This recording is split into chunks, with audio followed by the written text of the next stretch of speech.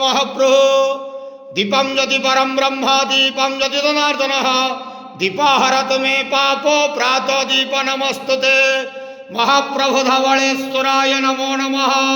संसार सुखी रखंतु आज शुभ मंगलवार रे समस्त श्रद्धालु भक्त मानकर मंगल करंतु समस्त श्रद्धालु भक्त मानक आशीर्वाद करंतु मनस्कामना पूर्ण करंतु कर्म क्षेत्र नदी करंतु ग्रहरिष्ट खंडन करंतु समस्त गुआवसा भक्त मानकर मनस्कामना पूर्ण करंतु प्रभु जगतर मंगल करंतु विश्वर कल्याण करंतु आपणकर नाम विख्यात करंतु सेवकर डाक श्रवण करंतु महाप्रभु धवलेश्वराय नमः बाबा धवलेश्वराय नमो नमः।